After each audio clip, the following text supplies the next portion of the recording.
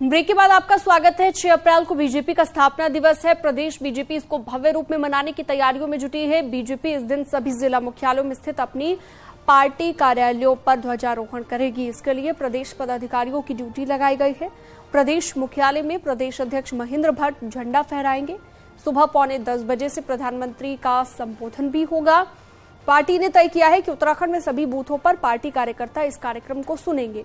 इसके लिए बूथों पर जरूरी व्यवस्थाएं भी की जा रही हैं।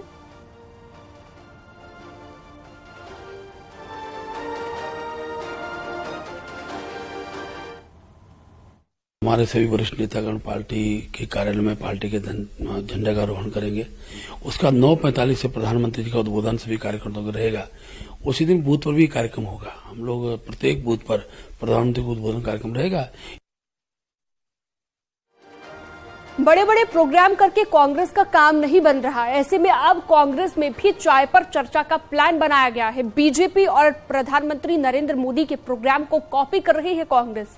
मुद्दे विपक्ष के उठाएगी, पर उससे बड़ी कोशिश जनता से कनेक्ट होने की है।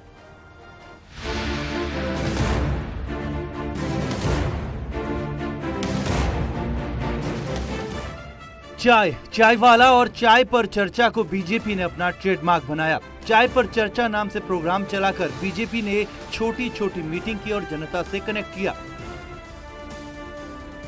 बीजेपी का चाय पर चर्चा वाला प्रोग्राम अब कांग्रेस भी फॉलो कर रही है। उत्तराखंड की बात करें तो कांग्रेस के बड़े प्रोग्राम और रैलियां जनता में असर छोड़ने में कामयाब नहीं रहे, या कांग्रेस जनता को बात समझाने में नाकामयाब रही। परिवर्तन यात्रा हो, भारत जोड़ो यात्रा हो, हाथ से हाथ जोड़ो अभियान या राहुल गांधी की चुनावी रैलियां, कोई असर नहीं छूट पाया। अब सामने 2024 का लोकसभा चुनाव है। ऐसे में कांग्रेस अब छोटी छोटी मीटिंग कर जनता से जुड़ना चाहती है। इसीलिए इसी महीने जनता के बीच जाकर कांग्रेस नेता चाय पर चर्चा करेंगे। 8 तारीख से उत्तराखंड में 150 नेताओं की एक सूची बना के हम लोगों ने उनसे निवेदन किया कि वो कम से कम 10 चाय पे चर्चा अपने क्षेत्र में रखें, जिसमें वो कम से कम 20-30 लोगों को, चाहे उसमें महिलाएं हों, गृहिणियां हों, वहां के यूथ हों। चाय पर चर्चा करके बीजेपी यूथ, पन्ने और घर घर तक पहुंच चुकी है।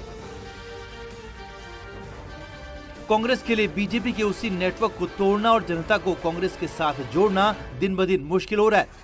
वहीं बीजेपी अब ब्लॉक से बूथ लेवल तक कांग्रेस के कार्यकर्ताओं को तोड़ने पर फोकस कर रही है। बीजेपी का कहना है कि कांग्रेस चाहे चाय पर चर्चा कर ले या कुछ और, नकल से भी काम नहीं चलने वाला। और बीजेपी के कार्यक्रमों की नकल कर रहे हैं तो स्वाभाविक रूप से उनके बूथ तक के लोग अब बीजेपी से जुड़ना प्रारंभ कर रहे हैं। लेकिन जब इशू समाप्त हो जाते हैं, मुद्दे समाप्त हो जाते हैं, तो नकल करना फिर प्रारंभ करता है व्यक्ति, और वही इनका दल कर रहा है। आज ये कहना कि राहुल गांधी मेरा घर राहुल का घर, तो क्या मैसेज आप देना चाहते हैं?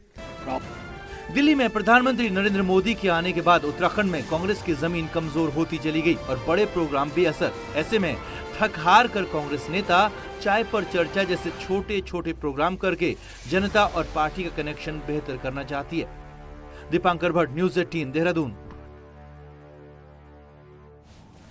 और हल्द्वानी से एक बड़ी खबर, यहां पर नैनीताल रोड पर सरकारी जमीन पर बनाई जा रही अवैध मस्जिद पर कार्रवाई की गई है। सिटी मजिस्ट्रेट रिजा सिंह ने कार्रवाई करते हुए अवैध मस्जिद को सील कर दिया है। मस्जिद के लिए 2 बड़े बड़े हॉल बनाए जा रहे थे। बिल्डिंग में लोग नमाज पढ़ने लगे थे। फिलहाल अवैध मस्जिद को सील कर दिया गया है। और फिलहाल के लिए इस बुलेटिन में इतना ही। खबरें लगातार जारी है।